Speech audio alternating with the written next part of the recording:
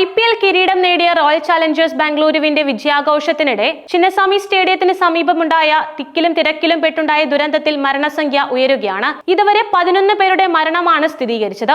തിക്കിലും തിരക്കിലും പെട്ട് മരിച്ചവരിൽ ഒരു പെൺകുട്ടിയുമുണ്ട്. 14-കാരിയായ ദിവ്യാംശിയാണ് മരിച്ചത്. അപകടത്തിൽ ഇതുവരെ 11 പേരുടെ മരണമാണ് സ്ഥിരീകരിച്ചത്. 50-ലേറെ പേർ വിവിധ ആശുപത്രികളിൽ ചികിത്സയിലുമുണ്ട്. ഇവരിൽ 3 പേരുടെ നില അതീവ ഗുരുതരമാണെന്നാണ് വിവരം. അതേസമയം വിഷയത്തിൽ ഇടപെട്ട് BCCI രംഗത്ത് വന്നിരുന്നു. ആരാണ് ഇത്തരത്തിൽ ഒരു പരിപാടി സംഘടിപ്പിച്ചതെന്ന് അറിയില്ലെന്ന് IPL ചെയർമാൻ അരുൺ ധുമാൽ പറഞ്ഞു. പരിപാടി അടിയന്തരമായി നിർത്തിവെക്കാൻ നിർദ്ദേശം നൽകിയതായും അരുൺ ധുമാൽ പറഞ്ഞിരുന്നു. ബാംഗ്ലൂരുവിലെ വിക്ടറി പരേഡിനെ കുറിച്ച് അറിഞ്ഞിട്ടില്ല. ഫൈനലിന് ശേഷം സംഭവിച്ച കാര്യങ്ങളെക്കുറിച്ച് അറിയില്ലെന്നും IPL ചെയർമാൻ അരുൺ ധുമാൽ പറഞ്ഞു. ആരാണ് പരിപാടി സംഘടിപ്പിച്ചതെന്ന് അറിയില്ല. IPLുമായി ഇതിന് യാതൊരു ബന്ധവുമില്ല.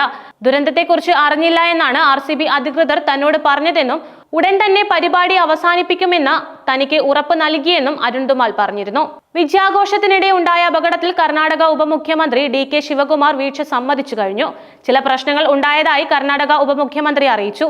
സ്റ്റേഡിയം പരിസരത്ത് 5000 പോലീസുകാരെ വിന്യസിച്ചിരുന്നു. മരണസംഖ്യ ഉയരാൻ കാരണം ലാത്തിചാർജ് ആണെന്ന വിമർശനവുമുണ്ട്. ഉന്തും തള്ളും ഉണ്ടായപ്പോൾ ലാത്തിചാർജ് ഉണ്ടായി എന്ന് ദേശീയ മാധ്യമങ്ങൾ റിപ്പോർട്ടും ചെയ്തിരുന്നു. വേദനയുള്ളതും ഞെട്ടിക്കുന്നതുമായ സംഭവമാണെന്ന് ശിവകുമാർ Xൽ കുറിച്ചു. RCBയുടെ IPL വിജയാഘോഷങ്ങൾക്ക് സാക്ഷ്യം വഹിക്കേണ്ടിയിരുന്ന ആളുകൾ ദുരന്തത്തിൽ മരിച്ചുവെന്നത് അങ്ങേയറ്റം വേദനാജനകവും ഞെട്ടലുളവാക്കുന്നതുമാണ്. മരിച്ചവർക്കും അവരുടെ കുടുംബാംഗങ്ങൾക്കും അനുശോചനം അറിയിക്കുന്നു. ആരാധന വേണം, പക്ഷേ അത് ജീവനേക്കാൾ വലുതല്ല. എല്ലാവരും സുരക്ഷിതരായിരിക്കാൻ ഞാൻ അഭ്യർത്ഥിക്കുന്നു എന്നും ശിവകുമാർ പറഞ്ഞു.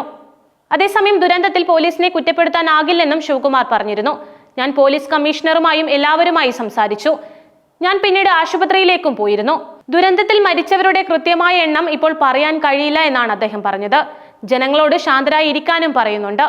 10 മിനിറ്റിനുള്ളിൽ പരിപാടി അവസാനിപ്പിക്കാൻ നിർദ്ദേശം നൽകിയിരുന്നു. എല്ലാം സാധാരണ നിലയിലാക്കാൻ ഞങ്ങൾ ശ്രമിച്ചിരുന്നു. ലക്ഷക്കണക്കിന് ആളുകളാണ് പരിപാടിക്ക് എത്തിയത് എന്നും ശിവകുമാർ പറഞ്ഞു. കൂടാതെ വിജയാഘോഷത്തിന്റെ ഭാഗമായുള്ള ഘോഷയാത്ര നിർത്തിവെച്ചതിൽ ശിവകുമാർ മാപ്പും പറഞ്ഞിരുന്നു. കർണാടകയും RCBയും വലിയ അഭിമാനത്തിലാണെന്നും എന്നാൽ അത് അനിയന്ത്രിതമായ ആൾക്കൂട്ടമാണെന്ന് ശിവകുമാർ പറഞ്ഞിരുന്നു. ബാംഗ്ലൂരുവിലെയും കർണാടകയിലും മുഴുവൻ പേരോടും മാപ്പു പറയുന്നു എന്നായിരുന്നു ശിവകുമാറിന്റെ വാക്കുകൾ. അതേസമയം അപകടത്തിനിടയിലും ആഘോഷം നടന്നുവെന്ന റിപ്പോർട്ടുകളും പുറത്തുവരുന്നുണ്ട്. സംഭവത്തിൽ കർണാടക സർക്കാരിനെതിരെ BJP രംഗത്തെത്തിയിട്ടുമുണ്ട്. സംസ്ഥാന സർക്കാർ മുന്നൊരുക്കങ്ങൾ നടത്തുന്നതിൽ പൂർണ്ണമായും പരാജയപ്പെട്ടെന്ന് BJP നേതാവ് BS യെദ്യൂരപ്പ പറഞ്ഞിരുന്നു. സംസ്ഥാന സർക്കാരിന്റെ കാര്യക്ഷമതയില്ലായ്മയും ഉത്തരവാദിത്തമില്ലായ്മയുമാണ് അപകടത്തിന് കാരണമെന്നാണ് അദ്ദേഹം പറഞ്ഞത്. എന്തുകൊണ്ടാണ് പരിപാടിക്ക് അനുമതി നൽകിയത്? മുന്നറിയിപ്പുണ്ടായിട്ടും ശരിയായ മുൻകരുതലുകൾ എന്തുകൊണ്ട് എടുത്തില്ല? ജനങ്ങളുടെ സുരക്ഷ ഉറപ്പാക്കാൻ ആവശ്യമായ എല്ലാ നടപടികളും ഉടൻ തന്നെ സ്വീകരിക്കേണ്ടതായിരുന്നു. സന്തോഷം നിറഞ്ഞ ആഘോഷങ്ങൾക്കുമേൽ ദുഃഖത്തിന്റെ നിഴലാണ് വീണിരിക്കുന്നത്. ഇങ്ങനെയായിരുന്നു അദ്ദേഹം പ്രതികരിച്ചത്. കൂടാതെ 50-ലധികം ആളുകൾക്ക് പരിക്കേറ്റതായാണ് വിവരം. പരിക്കേറ്റവരെ ബൗറിംഗ് ആശുപത്രിയിലും ലേഡി കൺസൺ ആശുപത്രിയിലും മണിപ്പാൽ ആശുപത്രിയിലും ഉൾപ്പെടെ പ്രവേശിപ്പിച്ചിട്ടുണ്ട്. 3 പേരുടെ നില അതീവ ഗുരുതരമായി തുടരുകയാണ്. ഇപ്പോഴും കൂടുതൽ ആളുകളെ ആശുപത്രിയിലേക്ക് എത്തിക്കുന്നുമുണ്ട് എന്നായിരുന്നു നേരത്തെയുള്ള വിവരം.